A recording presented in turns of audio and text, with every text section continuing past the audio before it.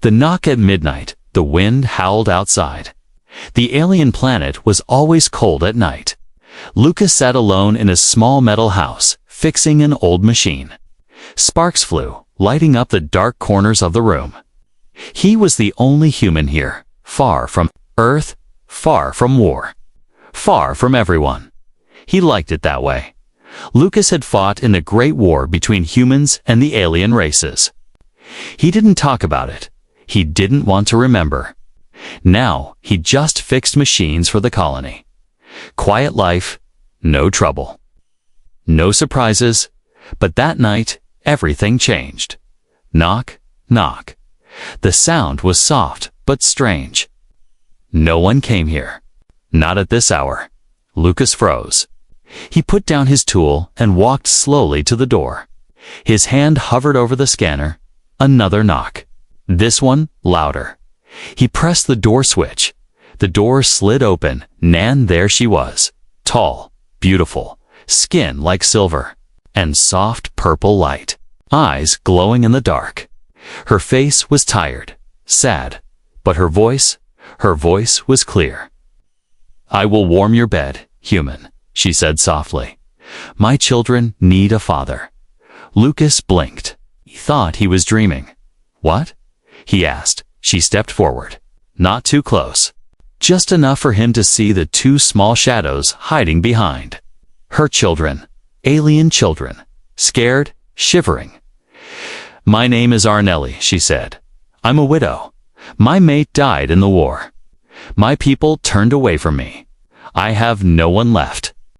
I came here because I heard you help those in need." Lucas shook his head slowly. "That was a long time ago. I don't help anymore." Taranelli lowered her eyes. She reached for her child's hand. The smaller one was coughing. "They are sick. We've been running. We have no home. I don't ask for your heart. I ask for your roof. Just tonight. Just safety." Lucas looked at the children. One had a bandage on his leg. The other clung to his mother's cloak. He saw the fear in their eyes. He hated that feeling. It reminded him of the war, of the refugees, of the ones he couldn't save. He sighed. "Come inside." Arnelli whispered a thank you. They stepped in quietly. The door closed behind them. Inside, Lucas gave them warm blankets and some food. The kids ate fast, like they hadn't eaten in days. Arnelli watched them, then turned to Lucas. "You live here alone?" "Yes. No family. Not anymore." She didn't ask more. She sat quietly, arms around her children. Lucas poured hot water for her. She drank slowly, carefully. Then she said something strange. "They will come for us. I know they will, but here, maybe they'll be afraid." Lucas frowned. "It's coming." She looked at him. "The ones who hunt the blood of kings." Lucas didn't understand, but he didn't ask. Not yet. The kids were falling asleep. He made space on the floor with extra bedding. Arnelli stood near the corner, watching him. "I can sleep near the door," she offered, "to keep watch." Lucas nodded. "All right." He turned off the lights and went to bed. But sleep did not come. An hour passed, then he heard it. Scratch, scratch, scratch. Not from inside, from the window. Lucas sat up. Slowly, quietly, he looked toward the window. Something dark was moving outside, beyond the glass. He reached under his bed, pulled out an old pulse pistol. He walked to the window. Nothing, only darkness and fog. He opened the door just a little and stepped outside. The cold bit into his skin. He scanned the trees around the house. Silence until he turned around. On the wall next to the door, something had been carved with claws. An alien symbol glowing faint red. Lucas stepped back. Suddenly, Arnelli was behind him. "You?" "Saw it," she whispered. "It knows." "What knows?" he asked, gripping his pistol. "The Dark Hunter. It follows my children. because of what's in their blood, because of who they are. Lucas looked at her. Her face was pale. You didn't tell me everything. I couldn't. If I did, you wouldn't open the door. He looked at the symbol again. It was pulsing now, something ancient, something angry. I'm already in danger now, aren't I? Lucas asked. Arnelli nodded slowly. Yes, but you're also part of something bigger now. Because I let you in. Because you said yes. The widow's secret the next morning. Lucas didn't wake to sunlight. He woke to silence, to quiet. Even the machines weren't humming. No wind outside, no sound of children. The house felt frozen. He sat up quickly, grabbing the pulse pistol from under his pillow. Arnelli, he called. No answer. He walked out of his room. The bedding where Arnelli and the children had slept was empty. Cold dunt, then he saw it. A mark on the floor, small, glowing, and strange, just like the symbol outside. It wasn't there last night. It was shaped like a spiral inside a triangle. And at the center, one single word in alien script, chosen. Lucas moved outside with the pistol ready and froze. Arnelli was standing in the middle of the field behind the house, barefoot in the cold grass, her arms raised to the sky. Around her, red light floated like mist. The children sat nearby in silence, as if in a trance. Lucas stepped forward. What are you doing? She didn't turn around. They will trace us soon, she said. The mark is on you now. You cannot go back. What mark? I didn't ask for this. Arnelli lowered her arms. The red mist faded. She turned and looked at him. Her eyes were glowing. You let me in. You offered shelter. That is the ancient way.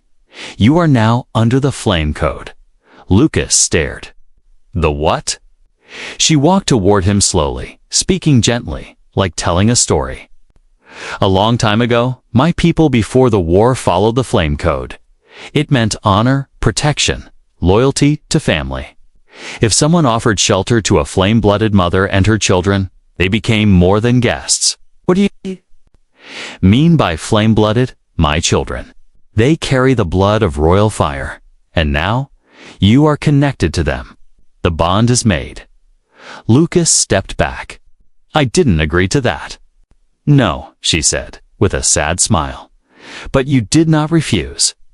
The old laws are older than war, older than reason.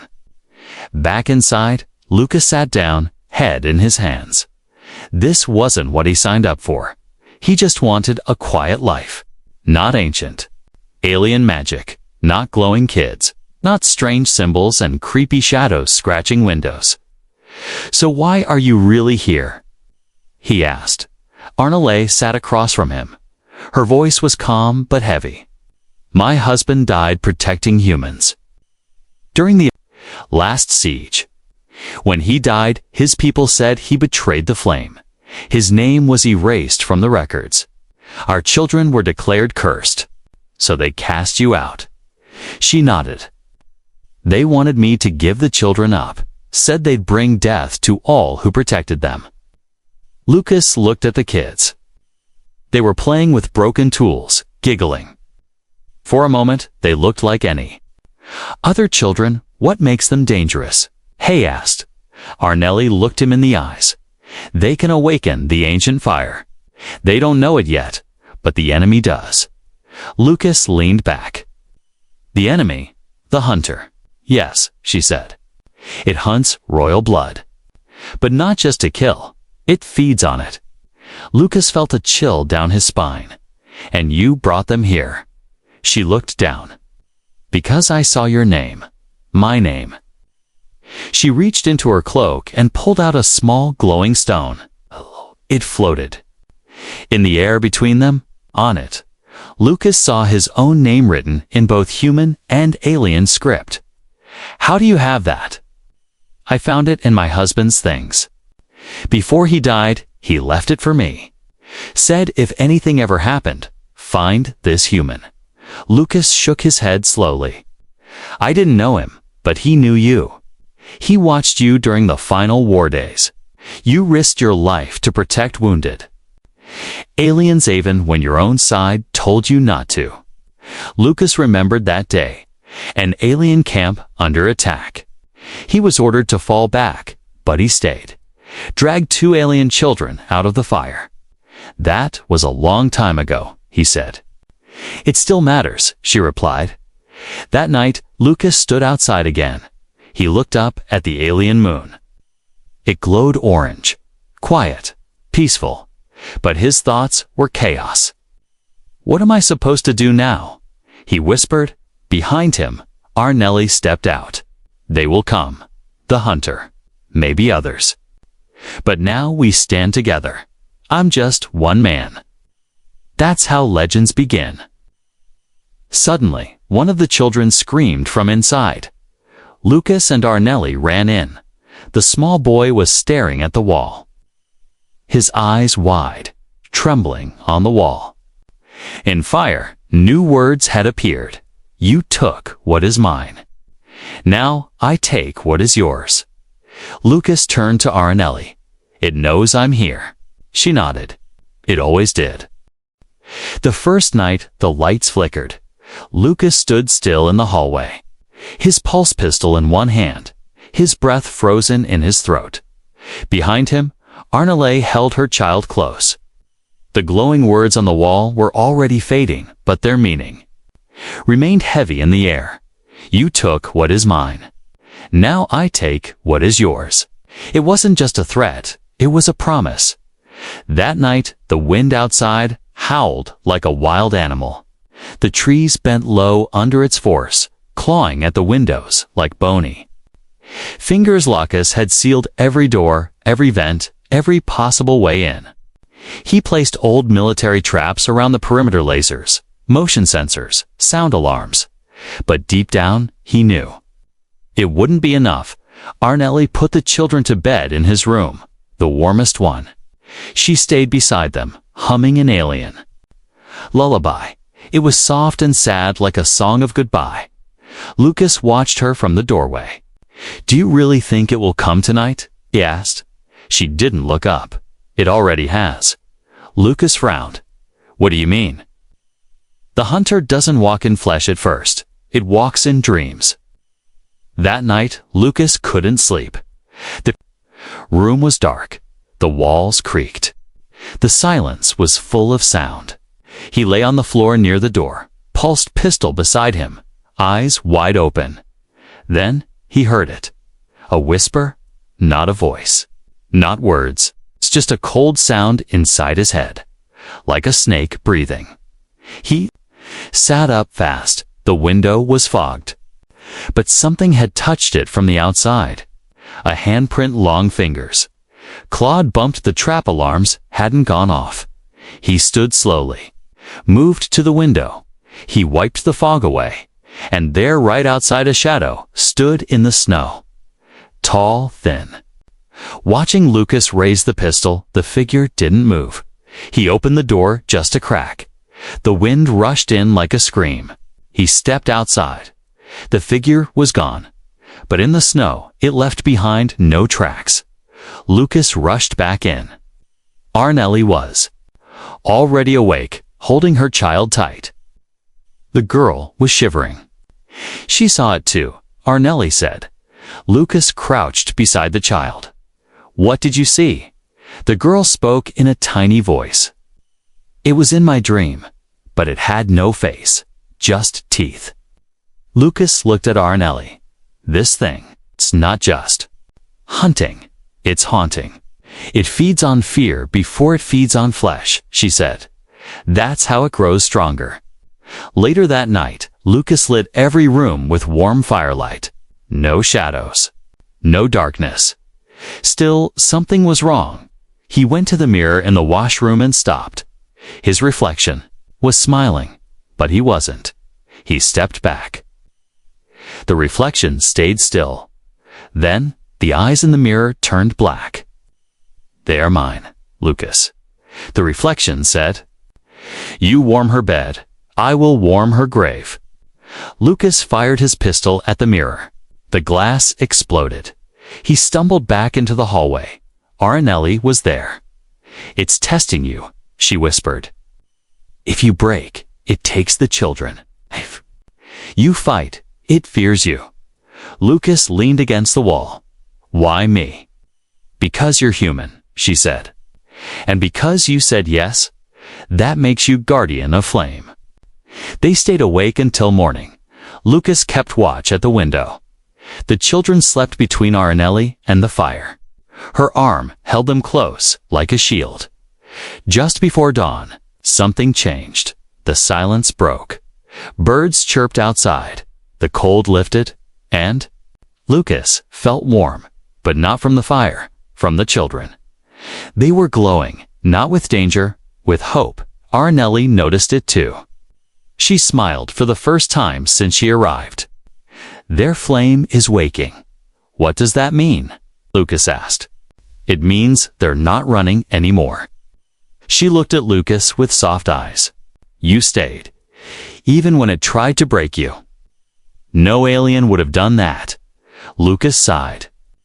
"Maybe that's why we're not so different after all." Suddenly, a loud beep, beep, beep came from outside the traps. Something had triggered them. Lucas ran to the screen. Motion detected all sides, surrounding the house. And this time, it was not just one shadow. The children of the flame, the alarm wouldn't stop screaming. Red lights blinked across the control screen. Outside, the motion sensors showed 6. No 8 dark figures moving in circles around the house. Lucas stood frozen. Arnelli stepped beside him, her hand shaking slightly. "They've come," she said. "But not just the hunter." Lucas looked at her. "Then who?" "Followers," she whispered. "Empty ones. Shadows that serve the dark." The children ran into the room, scared, but not crying. The boy's eyes were glowing gold and orange, like fire in a storm. "There." "Not afraid," Lucas noticed. Arnelli nodded. "Because something inside them has awakened." Lucas grabbed his pistol and loaded a power cell. "We can hold the door. I've set traps." But Arnelli shook her head. "They won't break in yet. First, they test. They wait. They want to see if you'll offer the children willingly." "That's not happening," Lucas said. "Then we must show them something else." She turned to the kids. They stood still, hands locked together. The girl whispered something in her brother's ear. Suddenly a burst of red light flashed around them. Lucas stepped back. "What is that?" "They are remembering," Arnelli said. "Remembering what?" "Who they are." Arnelli knelt in front of the children. "You must let him see," she said softly. "He has joined the bond. Show him." The boy reached toward Lucas, his small hand glowing. Lucas hesitated, then knelt and touched the child's hand. In that moment, the room disappeared. Lucas fell into a memory, a great hall of flame. Tall alien kings stood on pillars of stone. In the center, 2 children were born from fire and song. A voice echoed through the flames. "They carry the last spark of the true blood. Protect them, or all will fall into the void." Then the fire turned black. Screams. The hunter arrived, cloaked in smoke, covered in chains. It devoured the kings, burned the mothers. It left only 2 children. They ran alone, and now they had come to him. Lucas gasped and fell backward. He was back in the house, cold sweat on his face. "What was that?" "The truth," Arnelli said. "You've seen the fire memory. Only those chosen by the flame may see it." "Why me? I'm not part of this." "You are now." Lucas stood.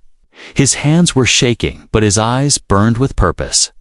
"Then let's show them we're not afraid." Outside, the shadows moved closer. The traps buzzed. One of the laser tripwires snapped hand. A loud boom shook the ground. One creature screamed a high-pitched unnatural cry, but the rest kept coming. Arnelli opened a hidden panel under the floor. Inside, an old, curved alien weapon with glowing veins. "This was my mate's," she said. "It answers only to blood, or bond." She handed it to Lucas. The weapon lit up in his hands. "I'm not a hero," he muttered. Arnelli smiled. "You're a father now." The children walked to the center of the room. Their hands touched, and a ring of red flame appeared around them, not burning the floor, but glowing in the air. Lucas watched as symbols formed above their heads, strange, floating letters. "What are they doing?" Calling the first flame, Arnelli whispered, "Isn't that dangerous? Only if they're scared." The girl looked up at Lucas. She spoke for the first time that day. "Will you still protect us? Even if we become something more?" Lucas didn't blink. "No matter what." The fire ring exploded outward, but didn't burn anything. Instead, it formed a shield over the house. Outside, the shadow creature stopped. One stepped forward. It spoke not with words, but with pain. Lucas heard it in his mind. "Give them, or be erased." He stepped outside the door, weapon in hand. "Come and try." The creatures growled. 4 of them rushed toward him, but as they touched the edge of the flame shield, they burned into ash. Lucas didn't move. Behind him, the children were floating, eyes closed, power flowing through them.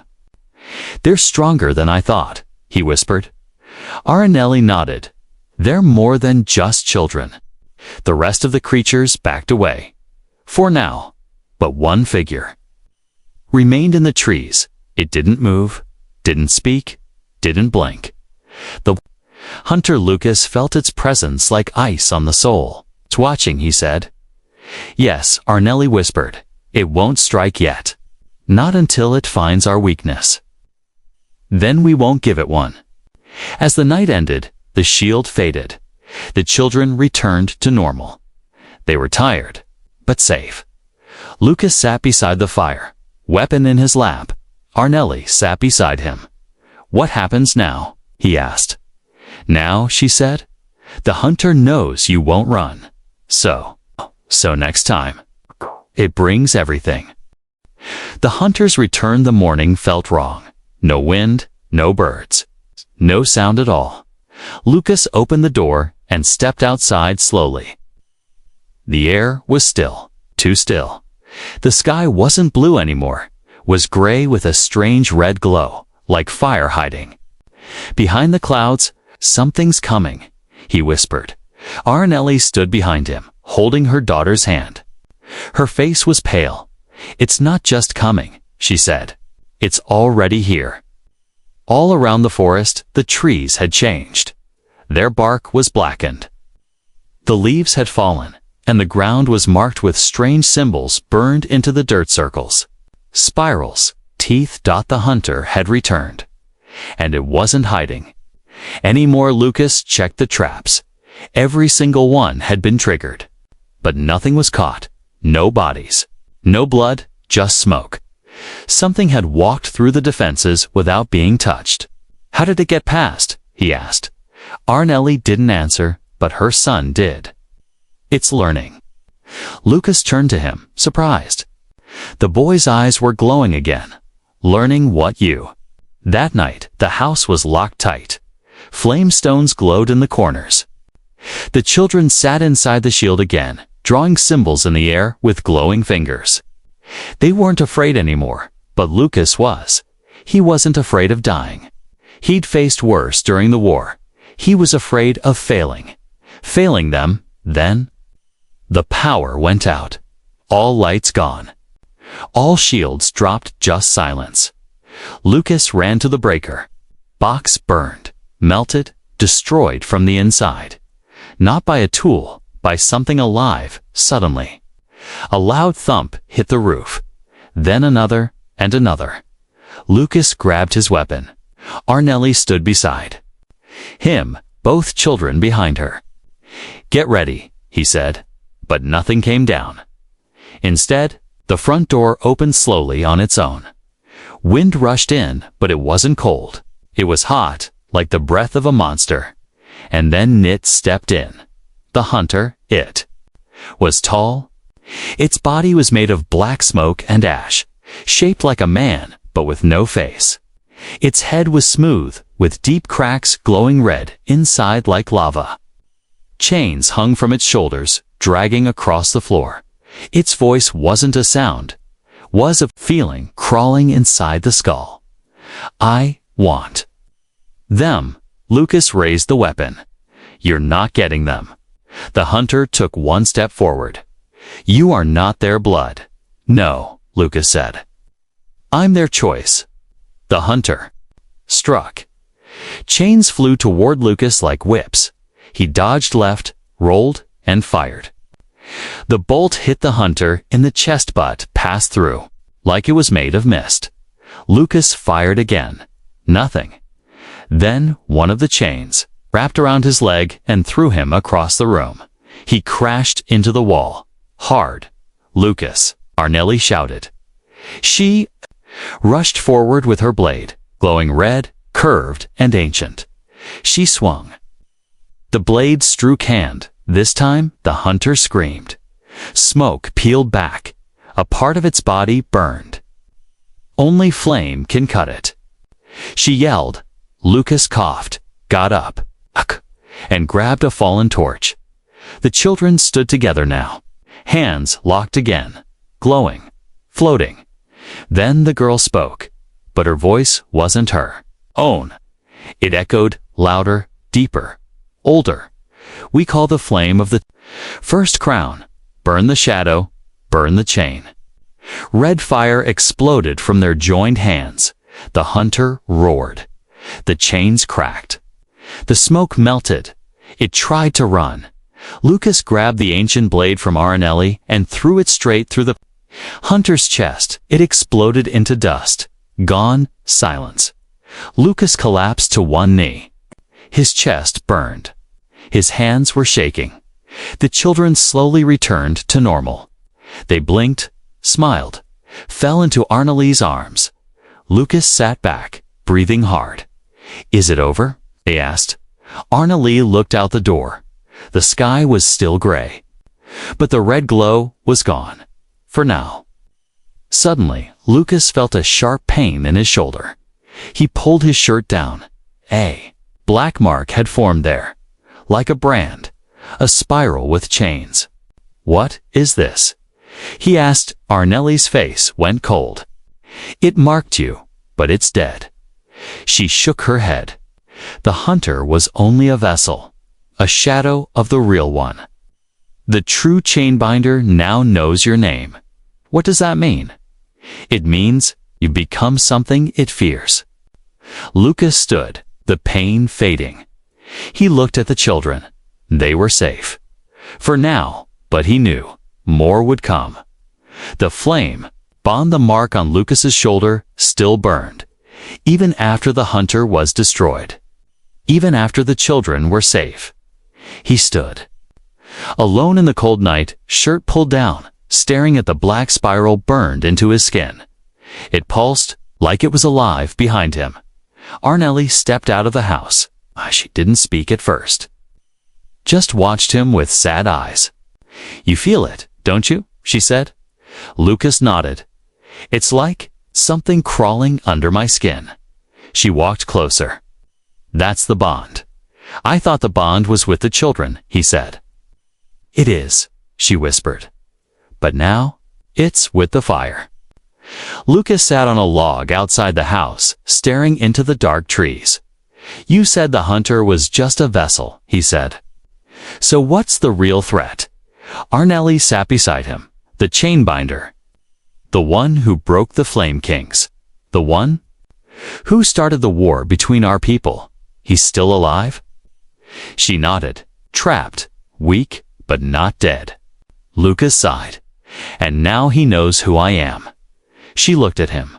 Because now, ... you're more than human. He turned to her, confused. What do you mean? She reached out, placed her hand over the mark on his shoulder. For a moment, flames wrapped around her fingers. But they didn't burn. Instead, they glowed gently, like they knew him. "This mark should have killed you," she said. "It should have burned through bone. But it didn't. Because you accepted the bond, even without knowing." "So what does that make me?" he asked. She stared into his eyes. "It makes you, one of us." Inside, the children slept soundly, curled together under warm blankets. Their breathing was steady. Calm Lucas stood at the doorway, watching them. "I never wanted any of this," he whispered. "I know," Arnele said behind him. "But sometimes, the fire chooses those who would never choose it back." Why? Because they're the only ones who won't run. Later that night, Lucas dreamt he stood in a ruined hall made of stone and ash. Around him, statues of kings were broken. Fire floated above the ground like mist. Then a voice echoed across the chamber. "Flame bearer." Lucas turned. A man stood at the far end. His body covered in chains, his face hidden by a black hood. His voice was cold and slow. "You carry what is not yours." Lucas raised his hand. The mark glowed bright red. "I didn't ask for it, yet you wear it. Tectum. That's all. Then you are cursed." Chains shot toward him, fast and sharp. But the moment they touched his skin, they burned. The man screamed, "You, are wrong." "No." Lucas said, "I'm human. That's enough." The dream shattered. He woke up sweating. The mark on his shoulder wasn't black anymore. It was red gold like molten fire. Arnele stood over him, shocked. "The flame accepted you." "I thought it already did." "No," she said. "Before. You were a guest. Now, you are bonded." Outside, the children were already awake. The boy ran to Lucas and touched his hand. "You feel warm now?" he smiled. The girl nodded. "Like us." Lucas crouched down. "Does that mean I'm glowing?" "Not yet," the boy giggled. "But soon." Arnele watched them with a soft smile. But Lucas saw something else in her eyes. Pain. Later that evening, they sat by the fire together. Just Lucas and Arnele. "You knew I would be chosen," he said. She was quiet, "Didn't you?" She nodded slowly. "My husband left your name for me." "Don't you that?" "But you didn't tell me why." She looked down. "Because I was afraid you'd hate me?" "Why?" She met his eyes. This time, she didn't look away. "You saved my mate during the war. You carried him from the fire. He died later. But not before telling me how brave you were," he said. "If anything ever happened, I should find you. So you came to me." "Yes. But not just because of him. Because I saw you once, too." Lucas blinked. "When?" "During the war, I was a medic. You pulled 3 alien children from rubble. And you cried when one didn't make it. You didn't even know their names." Lucas remembered. That night, that child, the weight never left him. "I never forgot," Arnele said. "So when the time came, I hoped." "Hoped what?" "That maybe you'd protect mine too." Lucas didn't speak. He didn't need to. He reached out hand, took. Her hand, it was warm, like fire, but it didn't burn. The human father, the sky turned red at dawn, but it was not the color of sunrise. It was the color of war. Lucas stood on the roof of the small house, watching the horizon. The forest burned slowly in the distance. Shadows moved between the smoke. An army was coming, not of soldiers, not of machines, but of souls chained in darkness. Creatures twisted by fear, bound by the chainbinder's power. And they were coming for the children. Inside, the girl stared quietly at the flames in the fireplace. Her brother sat beside her, holding her hand. Their eyes glowed like dying stars. They were ready, but still too young to fight. "We can help," the boy said. "No," Lucas replied. "You're not here to burn, you're here to live." He placed a small flame stone in the child's hand. "Hold this. If the shield falls, run. Don't stop. Don't turn back." "But what about you?" the girl asked. Lucas smiled gently. "I made a promise, to protect you, to stay." Arnelli stepped beside him, placing light armor over his chest. Her hands trembled slightly. "You don't have to face them alone," she said. "I'm not," he replied. "I have you." She touched his marked shoulder, the bond still warm beneath the skin. "You've changed," she whispered. "You walk like a warrior now. I feel like a father." That afternoon, they stood on the edge of the hill, Lucas now its 2 children behind them, and beyond the fire trenches, a wall of darkness. The chainbinder had arrived. His body was cloaked in smoke, wrapped in heavy black chains. Faces screamed silently from within his armor. His voice, when it came, sounded like stone cracking open. "Give me the heirs," he said. "No," Lucas said simply. "You are not one of flame." "No," Lucas answered. "I'm something you've never faced." "What are you then?" Lucas looked down at the boy and girl. He placed a hand on each of their heads. "I'm their father." The chainbinder raised his arm. The ground shook. Dark creatures twisted and broken rushed forward. Lucas turned to Arnelli. "Let's finish this." She drew her flame blade. He drew his bonded weapon. And they ran into the fire together. The battle began. Lucas fought like a storm. His weapon burned with gold fire. Every swing tore through shadows. Arnelli moved like wind, slicing through chains, her blade singing with heat. But the darkness was endless. For every enemy they destroyed, 2 more came. Then the shield cracked. A shadow creature slipped past the line and rushed toward the children. The boy raised his hand. His sister grabbed his shoulder. Together they screamed one word: "No." A wave of pure flame exploded from them, blinding, hot, and alive. The creature vanished in smoke, and the chainbinder screamed in rage. "You will not defy me." He flew toward them, fast, powerful, but Lucas was faster. He tackled the chainbinder midair. The 2 crashed into the earth with a boom. Lucas slashed once, twice, but the chains wrapped around his arm burned in 2. His skin. "You're too late," the chainbinder hissed. "You carry my mark. You are mine." Lucas coughed, bleeding, but smiled. Wrong. He reached into his jacket and pulled out a small object. The flame stone the children gave him. It glowed brighter than ever before. "I don't carry your mark," Lucas said. "I carry theirs." He slammed the stone into the ground. A pillar of flame shot into the sky. The chain snapped. The chainbinder screamed.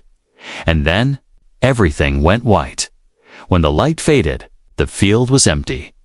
No shadows, no chains, just silence.